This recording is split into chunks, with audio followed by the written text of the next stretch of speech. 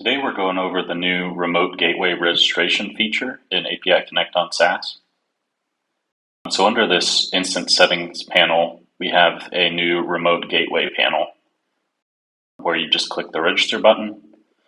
We have documentation here to describe how to install a DataPower API Gateway on Kubernetes and OpenShift. That's a prerequisite to the gateway registration.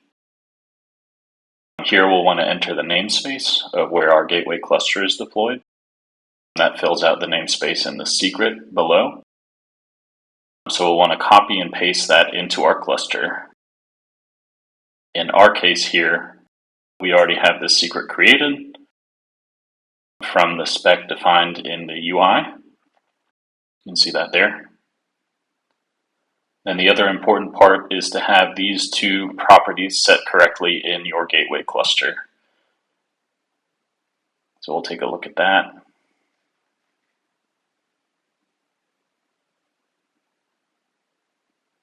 Okay, perfect.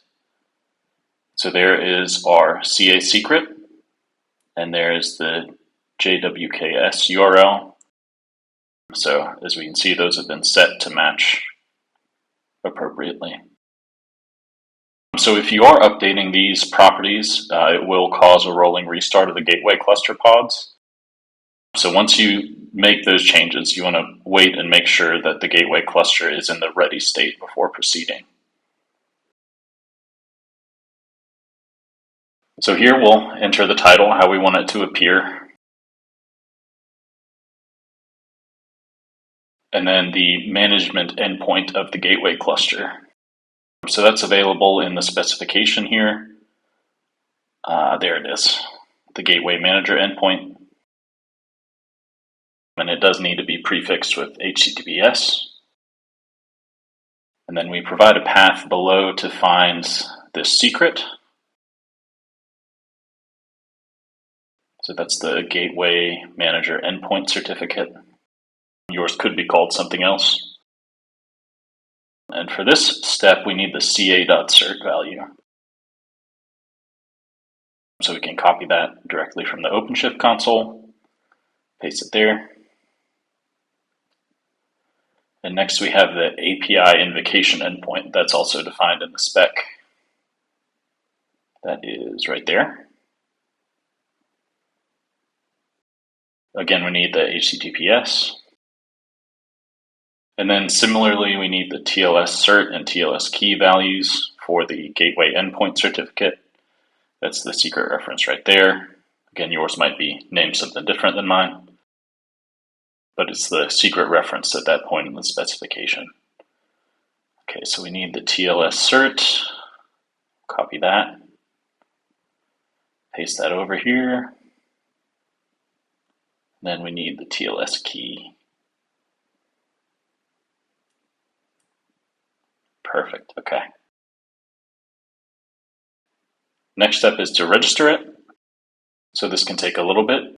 It's going and creating all the key stores, trust stores, TLS server profiles, TLS client profiles, and registering the gateway. So there we go. We've successfully registered. It shows up now in the gateways table. We can see that it's remotely managed. So let's try it out.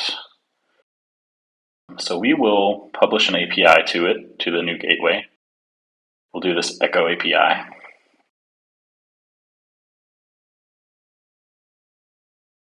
And before we get too far down this way, let's go ahead to the sandbox catalog and update the gateway services list there. So right now we've got the multi-tenant gateway selected. We'll turn that off and enable this remote gateway that we've just registered.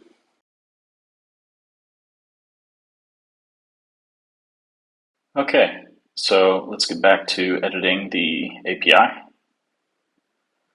That's up here, Echo API. Back over to the test. So for our target configuration, we want the sandbox catalog. We will target specific gateway services. In this case, there's our remote gateway.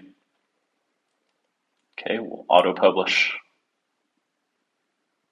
Great. Okay, now we will test out this API.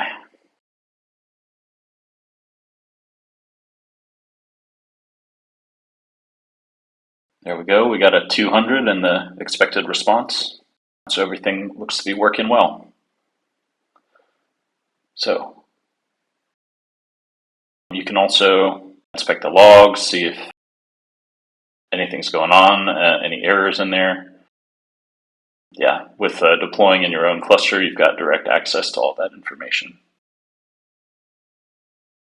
So for cleanup, I'll show you real quick.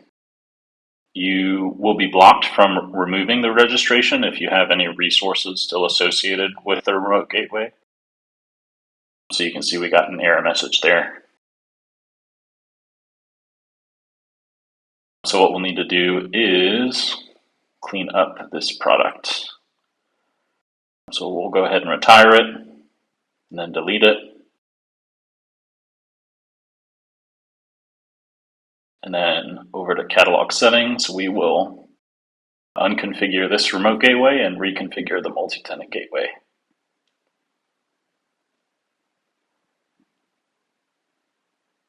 Perfect. And that should be all we needed to clean up in this case. So we'll go back under here, hit that trash can icon, confirm. And in just a moment, it will be cleaned up.